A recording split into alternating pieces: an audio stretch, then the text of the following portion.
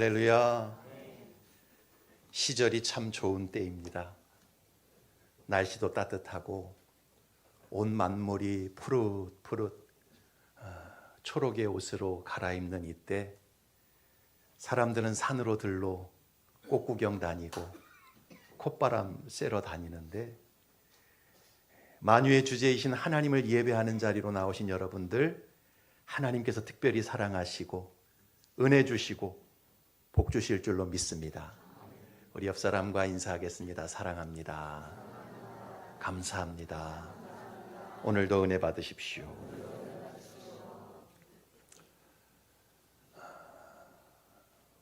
(16세기) 유럽에서는 종교개혁이라는 엄청난 사건이 일어나고 르네상스 운동이 같이 일어나면서 인문학적인 발전이 크게 일어나게 되어집니다. 그리고 17세기, 18세기, 19세기를 거치면서 과학기술이 급속도로 발전을 하고 인간의 이성과 지식은 크게 확장하기 시작을 합니다.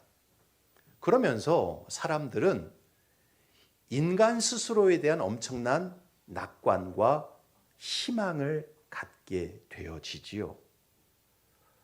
사람들은 점점 하나님이 아닌 인간의 이성, 인간의 지식, 인간의 능력이 얼마든지 이 땅 가운데 유토피아를 건설할 수 있고 지상 낙원을 건설할 수 있다라는 핑크빛 기대를 갖기 시작을 합니다. 왜요? 점점 살기가 좋아지니까요. 요즘 인공지능이다, 휴머노이드다, 영노화다, 과학기술이 엄청 발전이 되면서 사람들의 마음속에 앞으로의 미래는 엄청 좋아질 것이다, 이런 기대가 있지 않습니까? 인간의 능력이 어디까지 확장될 것인가, 이것에 대한 기대가 있지 않아요? 그 똑같은 일이 16세기부터 17, 18, 19세기에 이르러 유럽에서 그 분위기가 형성이 되었던 거예요. 인간은 할 수 있다. 인간은 얼마든지 지금보다 진보할 수 있고 좋은 세상을 만들 수 있다. 그 전까지는요, 중세 캐톨릭에 의해서 하나님 말씀, 여기에 짓눌려 있던 인생들이 하나님 필요 없어, 사람의 지혜와 능력으로 얼마든지 좋은 세상을 만들 수 있어, 이런 시대 정신이 팽배해져 가기 시작을 했어요. 그래서 19세기 철학자 니체는요, 뭐라고 급기야 선언합니까? 신은 죽었다. 여러분, 그 니체의 외침은 단순히 철학자 니체 한 사람의 외침이 아니었어요. 당시 유럽을 살아가고 있었던 대부분의 사람들이 이제 하나님 필요 없어, 하나님 말씀 그런 거에 매여 살 필요 없어, 인간은 얼마든지 능력이 있어, 인간 스스로 얼마든지 이 세상 가운데 지상 낙원을 건설할 수 있어, 이런 생각들이 사람들 마음에 팽배했어요. 이렇게 인본주의가 극에 달하고 정점에 이르렀을 때 1914년 결국 제1차 세계대전이 터지게 됩니다. 그 전쟁을 통해서 유럽에 2천만 명이 죽었어요. 그리고 2,100만 명이 부상을 당하게 되었습니다. 야, 얼마든지 우리는 세상을 바꿀 수 있는데, 잘 살게 만들 수 있는데, 그 기대가 한 300~400년을 왔는데 결국은 그 정점에 1차 세계대전이 벌어지면서 수천만 명이 죽고 다치게 된 거예요. 그 이후에 1939년에 또 한 번 제2차 세계대전이 터지게 됩니다. 그러면서 전 유럽은 쑥대밭이 돼요. 2차 세계대전을 통해서 무려 7,300만 명 이상이 죽임을 당하게 되었어요. 우리는 나치 독일에 의해서 600만 명 유태인이 학살된 것만 기억하잖아요. 그렇지 않아요. 그 나치 독일이 일으킨 2차 세계대전으로 인해서 유럽에서 7,300만 명 이상이 목숨을 잃게 되어졌던 것이지요. 이 두 번의 세계대전을 겪으면서 유럽은 완전히 파괴가 되어졌고 인간의 죄성, 인간의 악, 인간이 얼마나 괴물 같은 존재인지를 목격하게 됩니다. 그러면서 그 미래에 대한 핑크빛 희망이 얼마나 망상이고 허망한 것인지를 깨닫게 되었어요. 사람들은요, 제1차 세계대전과 2차 세계대전이 터진 이유에 대해서 여러 가지로 해석을 합니다. 그 이유에 대해서는요, 뭐 정치적인 이유도 있고, 경제적인 이유도 있고, 상황적인 이유도 있어요. 그 이유들 나름대로 다 일리가 있는 이야기들입니다. 그러나 성경적인 관점에서 보면 제1차 세계대전과 제2차 세계대전이 터진 이유는 바로 하나님의 심판이었습니다. 전 유럽이 하나님을 버리고 하나님의 말씀을 등진 결과였어요. 창조주 하나님을 멸시하고 너무나 자고하고 교만했기 때문에 하나님께서는요, 두 번의 세계대전을 일어나게 만드셔서 인간의 교만과 죄악을 완전히 심판하시고 인간이 얼마나 연약한 죄인인지, 얼마나 그 속에 악이 가득한 존재인지를 선명하게 드러내셨던 것입니다. 여러분, 사람들은요, 좋을 때는요, 다 좋을 줄 알아요. 문제가 없을 때는요, 전혀 내 인생에 문제가 안 생길 줄 압니다. 그래서요, 하나님 무시하고 자기 멋대로 살아요. 내 인생에 무슨 문제가 있어? 내 인생에 무슨 고통이 있어? 앞으로도 쭉 문제가 없을 것이고 앞으로도 쭉 고통이 없을 거야. 이런 내 인생에 하나님 불필요한 존재지. 그런 생각을 가지고 살아갑니다. 내 양심을 통해 지적하시는 하나님의 경고, 이런 거 귓등으로도 듣지 않습니다. 내 인생에는 전혀 흉한 일, 고통, 하나님의 심판, 이런 거 닥치지 않을 것이라고 생각하지요. 그러면서 끝까지 교만하고 방자하게 살아갑니다. 그러나 여러분, 기억하세요. 하나님의 인내는 결코 무한하지 않습니다. 따라합시다. 하나님의 인내는 결코 무한하지 않다. 하나님이 은혜를 주실 때, 기회를 주실 때 회개하지 않잖아요? 계속 교만하게 살고 죄 짓고 살잖아요? 그러면 반드시 심판의 때가 닥치는 거예요. 그래서 결국 멸망의 자리로 떨어지게 되는 겁니다. 저는 지금까지 목회하면서 하나님께서 풍성한 은혜를 베풀어 주심에도 불구하고 계속 그 은혜를 무시하고 멸시하면서 교만하게 살고 죄짓고 살아가는 사람들 참 많이 봤어요. 교회를 다닌다고 하지만 교회는 그저 액세서리일 뿐이지 여전히 스스로 교만한 마음에 세상과 어울려 하나님 무시하고 죄짓고 살아가는 사람들 참 많이 봤어요. 그런데 그들 중에 결국은 비참한 상황에 떨어지는 그런 교인들의 모습도 참 많았습니다. 제가 부목사로 섬길 때였어요. 지금으로부터 한 20년 전 얘기입니다. 그때만 해도요, 대신방을 참 많이 다녔어요. 성도들도 대신방을 참 잘 받았어요. 요즘은요, 대신방 문화도 점점 사라지는 그런 추세거든요.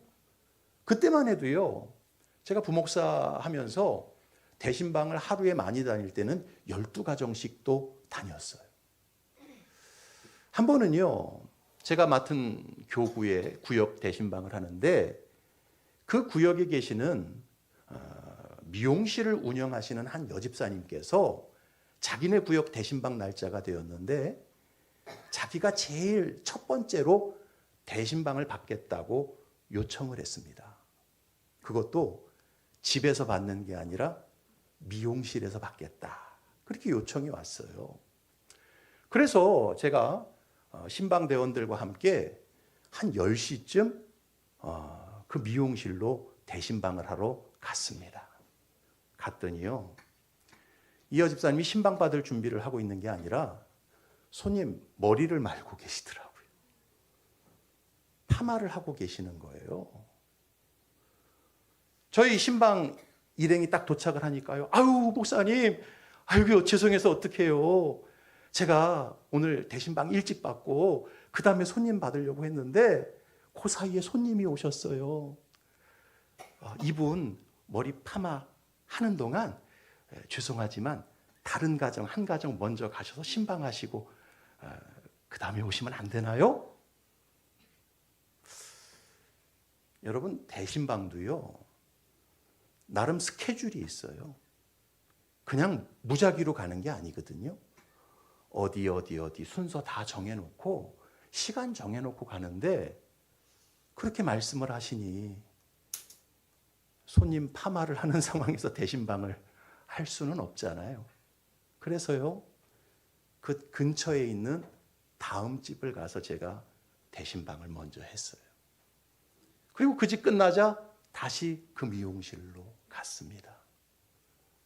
갔더니 이번에는 다른 사람 커트를 하고 있는 거예요.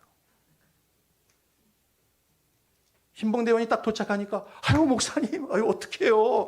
아까 그 파마하신 분 가자마자 이 손님이 와서 커트 머리 좀 잘라달라고 요청을 하셔서 아이고 지금 자르고 있네요. 어떡해요. 그러지 말고 다른 가정 대신방 먼저 하고 그 다음에 오시면 안 되겠냐고 또 그러시는 거예요. 제 속에서 뭔가 이렇게 뜨거운 게 치밀어 오르더라고요. 내색할 수 없지요. 그러나 속에서는 이분이 하나님도 무시하고 예배도 무시하고 목사도 무시하고 같이 온 신방대원들도 무시하고 다 무시하고 있구나. 결국 다른 가정을 갔어요. 그리고 그날 다른 가정들 다 신방을 마치고 오후에 그 미용실을 3번째로 다시 갔습니다. 그러니 여러분, 그 예배가 제대로 드려졌겠습니까? 대신방 하는 목사 마음에 진심 어린 축복의 마음이 그 집사님 가정에 흘러갔겠습니까? 어떨 것 같아요? 그날 어떻게 예배를 드렸는지 하나도 기억이 안 납니다. 그런데 제가 지금까지 기억나는 게 있어요. 그 집사님 그해 연말에 유방암에 걸려서 수술을 하시고 오랜 시간 항암 치료를 받으셨습니다. 물론 그 미용실은 다 접고 치료에 집중할 수밖에 없었죠. 그 집사님의 이름 제가 지금도 기억하고 있어요. 그러나 밝히지는 않겠습니다. 여러분, 인생의 고통이 찾아오고 좋은 것을 빼앗기고 구원을 잃어버리는 그 이유가 뭔 줄 아세요? 하나님을 두려워하지 않고 살기 때문에 그래요. 심판하시는 하나님을 전혀 무서워하지 않고 우습게 알고 만홀히 여기고 살기 때문입니다. 저는 지난 시간부터 하나님의 구원을 유지하는 길이 무엇인지에 대해서 말씀을 전하고 있습니다.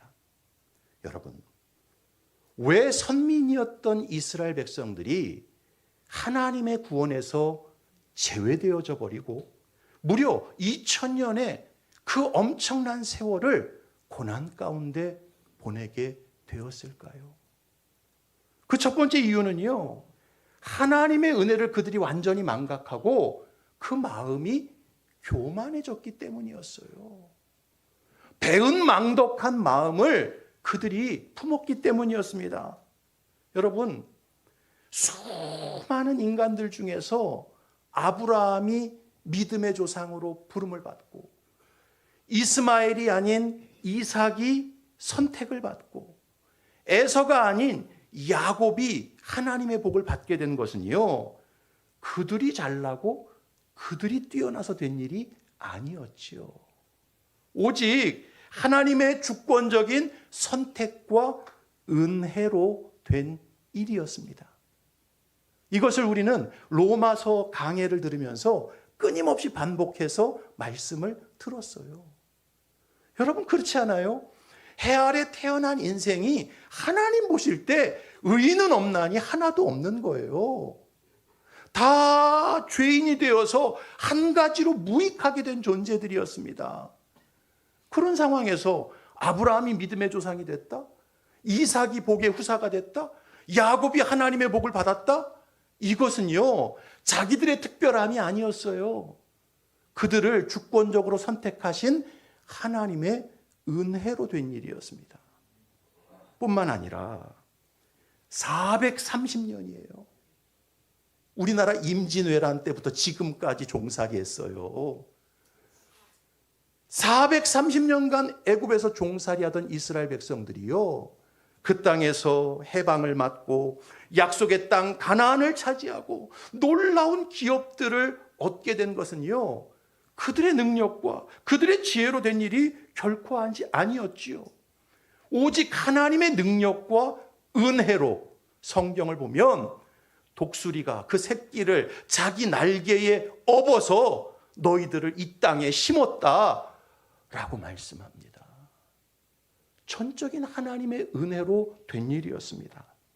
그런데요, 하나님의 은혜가 계속 지속되고 반복되다 보니까요, 이스라엘의 마음이 점점 교만해지는 거예요.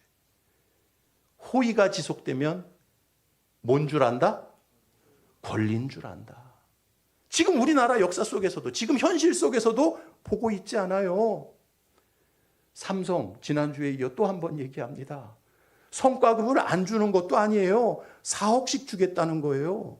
그런데 그걸로는 만족 못 하겠다는 거예요. 우리도 SK 하이닉스처럼 받아야 되겠다는 거예요. 그래서 하루에 1조씩 손실이 나도 우리는 파업을 하겠다는 거예요.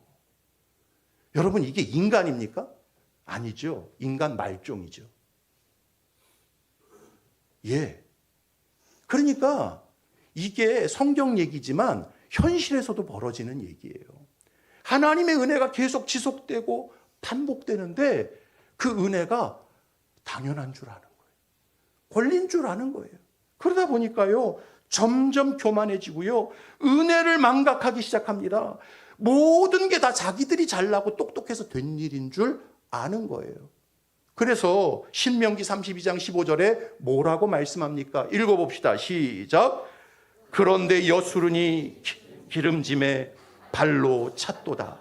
내가 살찌고 비대하고 윤택하며 자기를 지으신 하나님을 버리고 자기를 구원하신 반석을 없인 여겼도다. 살찌고 비대해지고 윤택해지니까 하나님을 발로 차는 거예요. 하나님 필요 없어. 다 이거 우리가 얻은 거야. 교만해지기 시작합니다. 여러분, 일상의 은혜든 구원의 은혜든 일반 은총이든 특별 은총이든 우리가 존재하고 살아가고 죄사함 받고 구원받는 모든 것은 하나님의 은혜로만 가능한 일입니다. 할렐루야. 여러분, 내 발로 예배당에 걸어 나왔다고 생각하시면 착각이에요. 하나님의 은혜가 아니면 오늘 아침 우리는 눈을 뜰 수가 없었어요.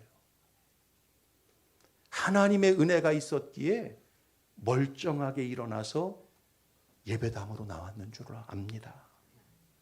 하나님의 은혜가 아니면 밥숟가락 하나 입에 넣어서 넘기는 게 이게 기적입니다. 여러분, 중환자실에 약줄 매달고 있는 사람 한번 보세요. 코로다가 영양분 공급해요. 숟가락으로 내 입에 음식 넣어서 집어넣는 것, 소화시키는 것 자체가 하나님의 은혜예요. 어제 먹은 거 잘 배출하는 거 그게 은혜입니다. 내 손이 수고한 대로 열매를 거두게 되는 거 놀라운 은혜예요. 내 식구들 아침에 멀쩡해 나갔다가 저녁에 멀쩡히 들어오는 거 정말 기적 중에 기적인 줄로 압니다. 하나님의 은혜인 거예요. 그뿐입니까? 내가 하나님 앞에서 죄인인 것을 깨닫고 내 위에 창조주가 계신 것을 알고 그 창조주 하나님이 그 아들 독생자 예수 그리스도를 나를 대신하여 십자가에 내어주심으로 내가 죄 사함 받고 구원받고 영원한 하나님 나라의 백성이 된 것, 은혜 중에 은혜인 줄로 믿습니다. 이런 하나님의 은혜를 알고 언제나 겸손한 마음과 감사하는 마음으로 살아가는 사람은요, 절대로 구원을 빼앗기지 않아요. 잃어버리지 않습니다. 하나님이 주시는 하늘의 신령한 은혜와 땅에 기름진 복을요, 다 유지하고 충만하게 누릴 수 있는 거예요.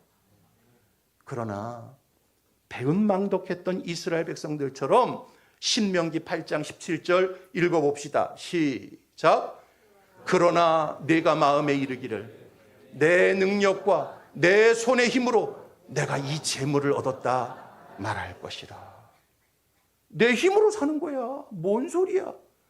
내가 수고하고 내가 땀 흘려서 내 능력으로 먹고 사는 거야. 이런 교만한 마음으로 하나님의 은혜를 망각하고 창조주를 멸시하고 살면 구원의 은혜는 말할 것도 없고요, 이 땅의 분복까지 다 빼앗기게 되는 거예요. 사랑하는 성도 여러분,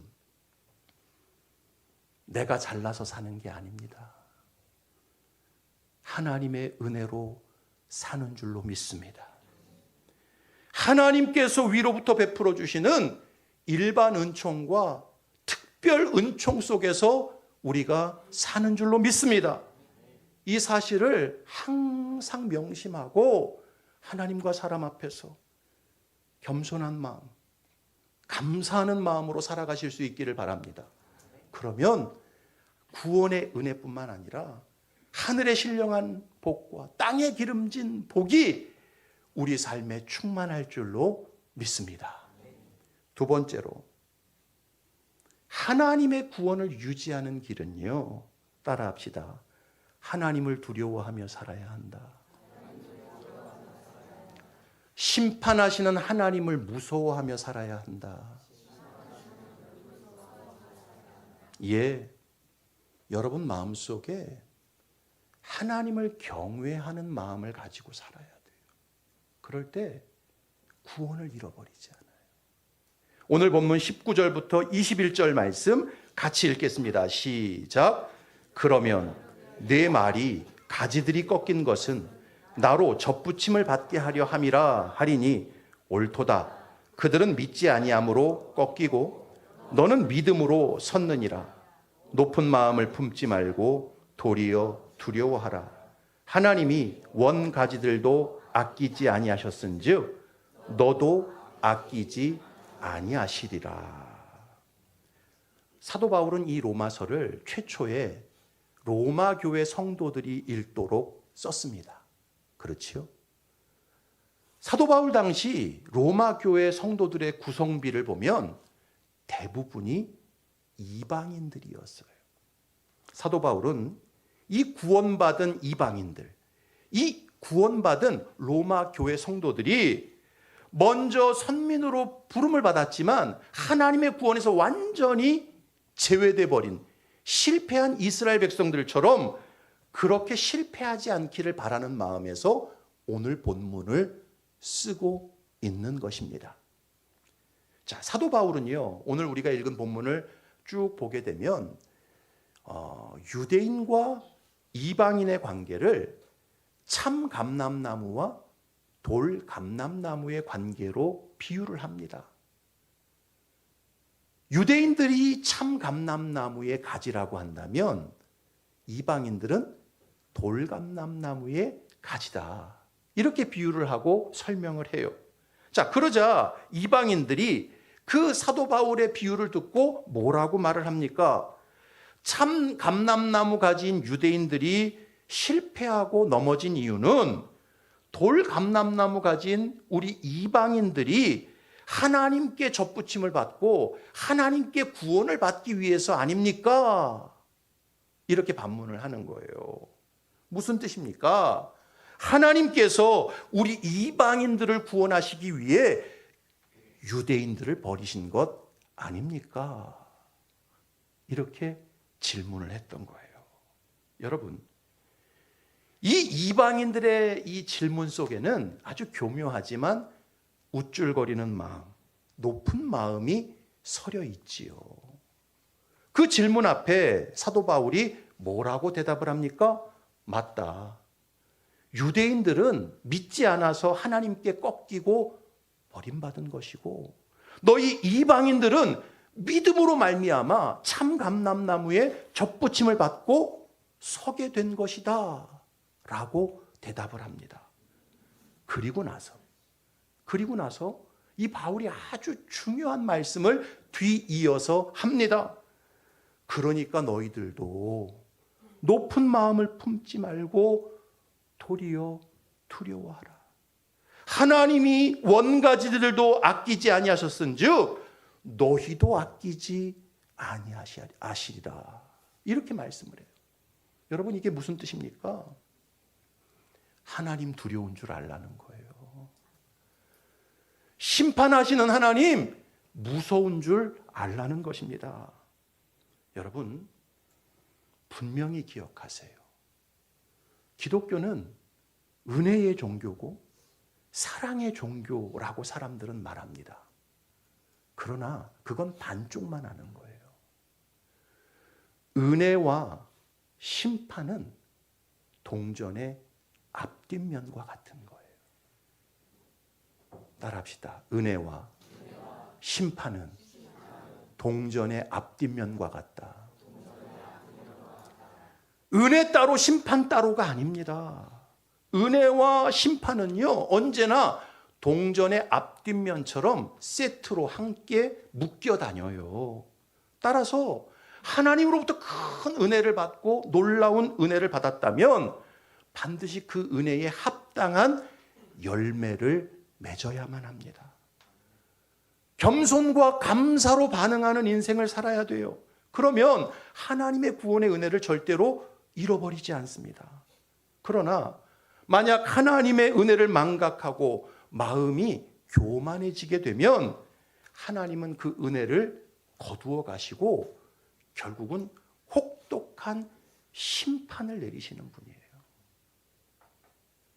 구약의 역사를 봐도 그렇고요. 신약의 역사를 봐도 마찬가지예요. 은혜와 심판은 따로 떨어져 있는 게 아니에요. 은혜와 심판은 동전의 앞뒷면처럼 항상 붙어 다닙니다. 출애굽한 이스라엘 백성들을 한번 생각해 봅시다. 그들은요, 하나님의 은혜로 애굽 땅에 10가지 재앙이 쏟아지는 것을 목격했어요. 은혜죠. 자기들을 압제하는 그 애굽 나라에 정말 듣도 보도 못한 재앙들이 쏟아지는 것, 그 하나님의 은혜죠. 또한 하나님의 은혜로요, 그 홍해가 갈라지는 기적을 체험했어요. 여러분, 설교하면서도요, 제가 그 홍해 제가 가봤거든요. 그 어마어마한 바다 중간이 갈라졌다. 요즘이야 챗GPT로 영상 만들으라 그러면 지들이 이렇게 만들어서 보여주긴 하지만 여러분, 그게 실제의 역사 속에서 일어날 때 이건 정말 뒤로 넘어갈 일 아니겠어요? 어마어마한 은혜입니다. 놀라운 기적을 체험해요. 그뿐입니까? 하나님의 은혜로 그 뜨거운 광야, 그 추운 광야를 구름 기둥과 불 기둥으로 인도하시는 하나님의 은혜를 그들이 체험합니다. 뿐만 아니라 하나님의 은혜로 만나와 메추라기를 먹었고 반석에서 나는 생수를 그들이 마시게 돼요. 정말 놀라운 은혜를 이스라엘 백성들이 받게 됩니다. 하지만 그 은혜는요, 참 물에 새겨요. 그렇죠? 그 은혜의 시간이 지나고 나면 까마득하게 망각합니다. 그리고는요, 고통과 어려움이 닥칠 때마다 그 은혜는 다 잊어버리고요, 하나님과 모세를 향해서 삿대질을 하고 원망과 불평을 늘어놓았던 게 광야 이스라엘 백성들의 모습이었어요. 출애굽기 16장 3절 같이 읽어봅시다. 시작. 이스라엘 자손이 그들에게 이르되 우리가 애굽 땅에서 고기가마 곁에 앉아있던 때와 떡을 배불리 먹던 때에 여호와의 손에 죽었더라면 좋았을 것을 너희가 이 광야로 우리를 인도해내어 이 온 회중이 줄여 죽게 하는도다. 아이고, 애굽 땅에서 고기가마 곁에서 그 고기 한 조름 먹을 때 내가 그때 죽었어야 되는데 저것들 믿고 광야까지 나와서 내가 이 고생을 하네, 이 고생을 해. 출애굽기 17장 3절 읽어봅시다. 시작. 거기서 백성이 목이 말라 물을 찾으매 그들이 모세에게 대하여 원망하여 이르되 당신이 어찌하여 우리를 애굽에서 인도해 내어서 우리와 우리 자녀와 우리 가축이 목말라 죽게 하느냐. 이 목마른 게 다 저 모세놈 때문이야. 그냥 애굽 땅에 냅뒀으면 우리가 물이라도 시컷 마셨을 텐데 이 광야로 데리고 나와서 우리가 목말라 죽겠어. 민수기 11장 4절이야 읽어봅시다. 시작. 그들 중에 섞여 사는 다른 인종들이 탐욕을 품음에 이스라엘 자손도 다시 울며 이르되 누가 우리에게 고기를 주어 먹게 하랴. 우리가 애굽에 있을 때에는 값없이 생선과 오이와 참외와 부추와 파와 마늘들을 먹은 것이 생각나거늘 이제는 우리의 기력이 다하여 이 만나 외에는 보이는 것이 아무것도 없도다 하니. 광야에 아무것도 없는 땅에 매일 아침 만나가 쏟아집니다. 그런데 그 만나 지겹다는 거예요. 아이고, 부추도 먹고 싶고 마늘도 먹고 싶고 외도 먹고 싶고 고기도 먹고 싶고, 아우, 애굽에서 먹었던 거 다 기억나. 여러분, 만나의 은혜가 내리고 있음에도 불구하고 은혜는 하나도 생각이 안 나는 거예요. 원망과 불평을 쏟아놓습니다. 민수기 14장 1절 이하 읽어봅시다. 시작. 이스라엘 자손이 다 모세와 아론을 원망하여 온 회중이 그들에게 이르되 우리가 애굽 땅에서 죽었거나 이 광야에서 죽었으면 좋았을 것을 어찌하여 여호와가 우리를 그 땅으로 인도하여 칼에 쓰러지게 하려 하는가. 우리 처자가 사로잡히리니 애굽으로 돌아가는 것이 낫지 아니하랴. 이에 서로 말하되 우리가 한 지휘관을 세우고 애굽으로 돌아가자 하매. 애굽에서 콱 죽었든지 광야에서 콱 죽었으면 편했을 거예요. 저 가나안 땅에 그 네피림들이 사는 그 땅에 우리를 이끌어들여서 다 칼 맞아 죽게 만들게 생겼네. 이런 우라질. 그러면서 지휘관 세워서 다시 애굽 땅으로 돌아가자고 합니다. 하나님의 은혜는 여전히 계속되고 지속되고 반복되지만 이스라엘 백성들은 기고만장해서 하나님 두려운 줄 모르고 하나님 무서운 줄 몰랐어요. 그 어마어마한 은혜를 베푸시는 하나님의 은혜 뒷면에 혹독한 심판이 붙어 있다는 사실을 그들은 전혀 깨닫지 못했어요. 결국 하나님께서는 참고 참으시다가 광야에 있는 이스라엘 백성들을 심판하십니다. 메추라기를 정신없이 뜯어먹게 하시다가 식중독에 걸려 수만 명이 죽게 만드세요.